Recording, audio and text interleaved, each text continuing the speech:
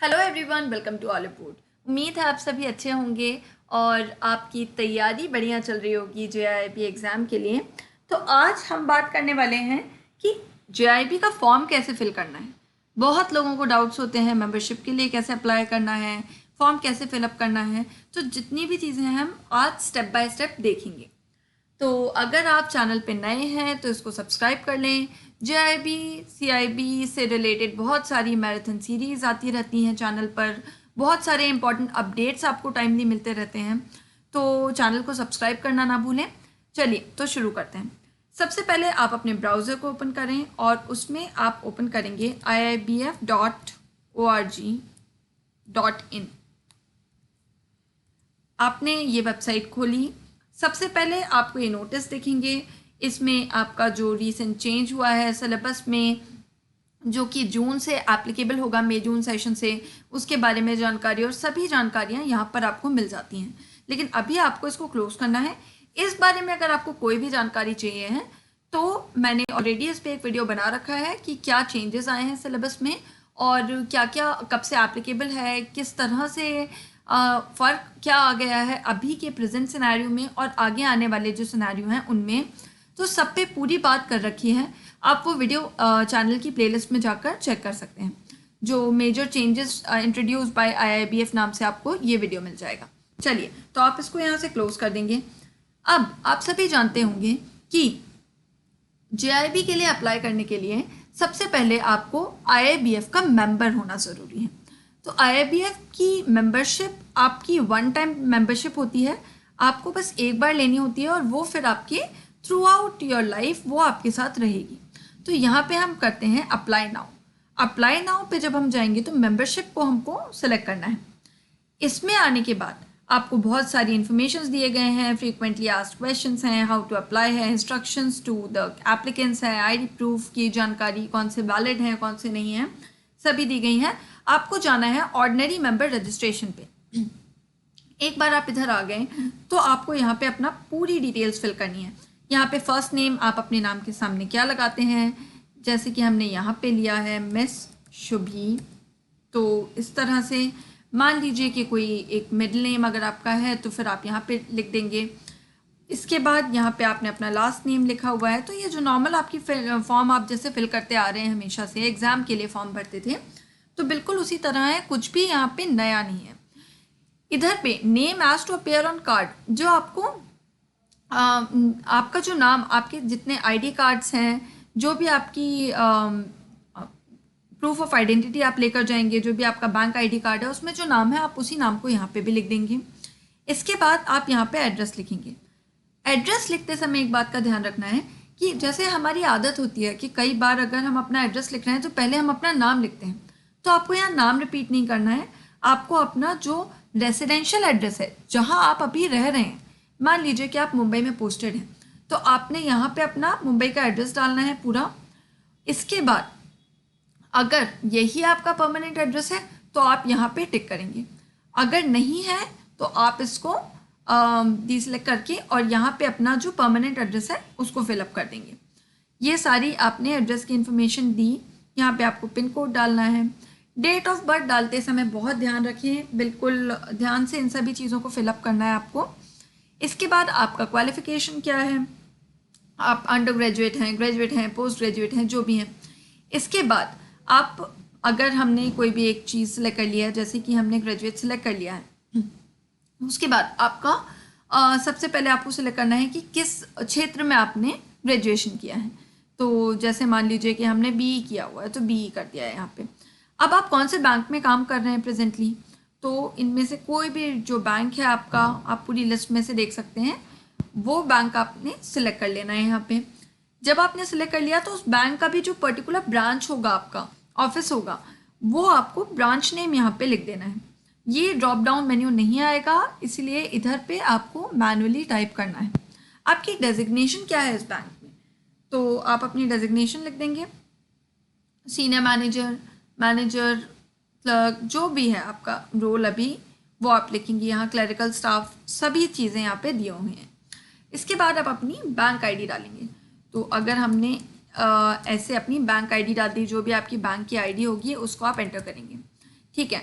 अब आपने बैंक कब ज्वाइन किया था वो डेट आपको एंटर करनी है।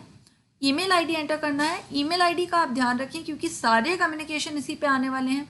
जब आप एग्ज़ाम को क्लियर कर लेंगे, जो भी आपका स्कोर कार्ड होगा, सभी कुछ आपको इसी ईमेल आईडी पे आने वाला है। तो ये ईमेल आईडी को बहुत ध्यान से आपको फिलअप करना है। इसके बाद ये कंपलसरी फील्ड नहीं है, जो फ़ोन लैंडलाइन अगर कुछ है तो मोबाइल नंबर आप यहाँ पर ध्यान से डाल दें, आधार कार्ड नंबर डाल दें। अब आपको स्कैन्ड फोटोग्राफ को अपलोड करना है यहाँ पे, और इसके बाद आपको स्कैन सिग्नेचर को अपलोड करना है। इसके बाद आपको अपना आईडी प्रूफ अपलोड करना है। अब आईडी प्रूफ कौन कौन से हैं जो वैलिड इन लोग मानते हैं, तो आपको ये देखना है कि सबसे पहले तो आपको जो आपका बैंक के द्वारा इशू किया गया कार्ड है उसको आपको अपलोड करना है। तो यहाँ पे आप नॉर्मल कोई आईडी नहीं अपलोड करिए अगर आपके पास अपनी बैंक की आईडी है तो। लेकिन अगर मान लीजिए कि आप नए अभी आपने ज्वाइन किया हुआ है बैंक जस्ट, तो आपको अभी आईडी इशू नहीं हुई है, तो उस केस में आप Aadhaar card, passport, PAN card, voter ID card या ड्राइविंग लाइसेंस में से कोई भी एक आईडी सिलेक्ट करके और उसको अपलोड कर देंगे। इसके बाद हो जाता है आपका डिक्लेरेशन फॉर्म। बहुत लोगों का डाउट आता है कि क्या ये डिक्लेरेशन वही है जो हम अभी तक के भरते हुए आ रहे थे, जो हम नॉर्मल एग्ज़ाम्स देते थे, तो जो कॉम्पिटिटिव एग्ज़ाम्स में हम करते थे कि हमने जो भी जानकारी दी है ये सही है, क्या ये वही डिक्लेरेशन है? तो नहीं, यहाँ पे आपको डिक्लेरेशन फॉर्म दिख रहा है, you have to click here. आप इस पर क्लिक करेंगे, ये है फॉर्म। इसको आप जैसे कि हम हैंड रिटन डिक्लेरेशन देते हैं वो नहीं, ये एज इट इज़ आपको प्रिंट आउट लेना है। इसमें आपको अपना नाम लिखना है, डेट ऑफ बर्थ, आपका नाम क्या है ये यहाँ पे आ जाएगा, आपका नाम यहाँ पे आ जाएगा ऊपर, और नेम ऑफ एम्प्लॉयर, आप कौन से बैंक में एम्प्लॉयड हैं वो यहाँ पे आ जाएगा, आपका एम्प्लॉय नंबर इधर पे आ जाएगा, और आपके सिग्नेचर इधर आ जाएंगे। तो इतनी चीज़ें हैं, और अपनी फ़ोटोग्राफ भी आप यहाँ पे स्टिक कर लेंगे, ठीक है। और इसके बाद आपको इसको साइन करवाना है, किन से? आपके ब्रांच मैनेजर या फिर जो भी एचओडी होंगे आपके बैंक में, तो उनसे आपको इसको साइन करवाना है। ये आप करके उसको स्कैन करके यहाँ पे अपलोड कर देंगे, ठीक है। चलिए, इसके बाद आपको जो हम नॉर्मल सारी चीज़ें अपलोड करते थे वो तो सारा आप कर ही चुके होंगे।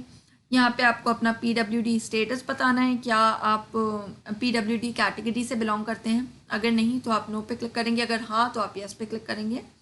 सिक्योरिटी कोड आप एंटर करेंगे और यहाँ पे आप आई एक्सेप्ट करेंगे। तो जब आप ये सिक्योरिटी कोड एंटर करेंगे, preview and proceed for payment करेंगे, तो डायरेक्ट आपको पेमेंट पेज पे ले जाया जाएगा, और बस आपको वहाँ से सीधे पेमेंट करना है, और दैट इज़ इट। इसके आगे कुछ भी नहीं, ठीक है। तो आपका ये हो गया मेंबरशिप।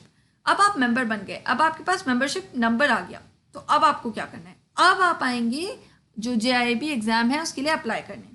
तो आप आ जाएंगे होम पेज पे, IIBF की जो वेबसाइट है उसमें, जैसे कि हमने एंटर किया था। तो जो फर्स्ट पेज था इसमें आप जाएंगे एग्जामिनेशन एंड कोर्सेज में। इसमें जाने के बाद आप फ्लैगशिप कोर्सेज पे जाएंगे। तो जब फ्लैगशिप कोर्स सेलेक्ट करेंगे तो आपको यहाँ पे देखिएगा JIIB।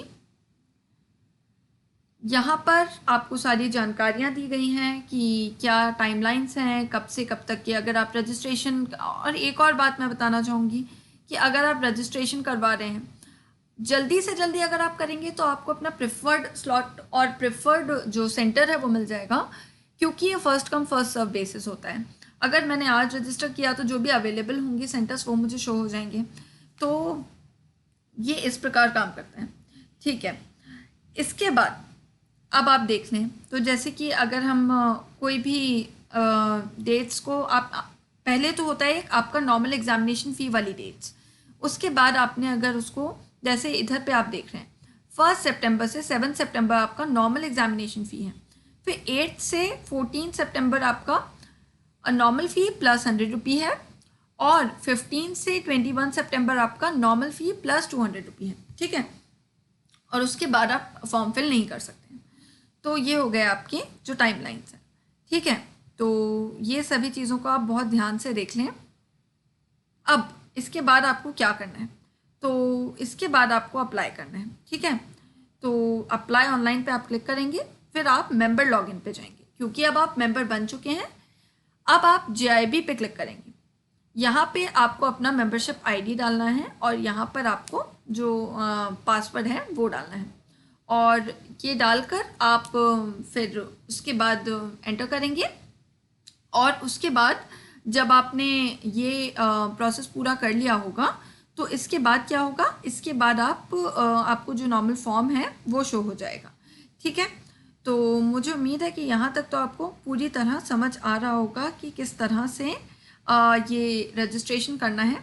जैसे कि मैं आपको एक एग्जांपल दे देती हूँ। जैसे मैंने यहाँ पर मेंबरशिप आईडी टाइप किया है, ठीक है, तो ये मेरा मेंबरशिप आईडी है और इस मेंबरशिप आईडी में इसके बाद हम ये जो टेक्स्ट है इसको एंटर कर रहे हैं। ठीक है, ओके, तो अब हम करेंगे सबमिट। तो क्योंकि मैंने ऑलरेडी एग्ज़ाम पास कर रखा है तो इधर पे ये आ गया कि you have already pass this exam. तो इसके बाद अगर जैसे आप एंटर करेंगे तो आपने मान लीजिए कि एक एग्ज़ाम दे रखा है, 2 दे रखे हैं, तो आपको ये बता देंगे जो जो एग्ज़ाम्स आपने अभी क्लियर नहीं किए हैं उनके लिए आपको अप्लाई करने का ऑप्शन आ जाएगा, तो आप डायरेक्टली यहाँ से अप्लाई कर सकते हैं। तो मुझे उम्मीद है कि सारा कुछ प्रोसेस आपको पूरी तरह क्लियर होगा। कोई भी डाउट्स हो तो कमेंट सेक्शन में लिखकर ज़रूर बताएं। अगर आपको ये वीडियो पसंद आया है तो इसे लाइक ज़रूर करें और चैनल को सब्सक्राइब करना बिल्कुल ना भूलें। JIB के बहुत सारे कोर्सेज लेकर आया है ऑलिव बोर्ड। अगर आप कोई भी कोर्स ज्वाइन करना चाहते हैं या किसी भी एग्ज़ाम के कोई कोर्स ज्वाइन करना चाहते हैं तो उनमें एनरोल करने के लिए अगर आप कूपन कोड यूज़ करते हैं शुभी, दैट इज़ SHUBHI, तो आपको मैक्सिमम डिस्काउंट जो भी होगा वो मिल जाएगा। तो आज के लिए इतना ही, मिलते हैं हम नेक्स्ट वीडियो में। Thank you so much for watching this video. All the very best, take care.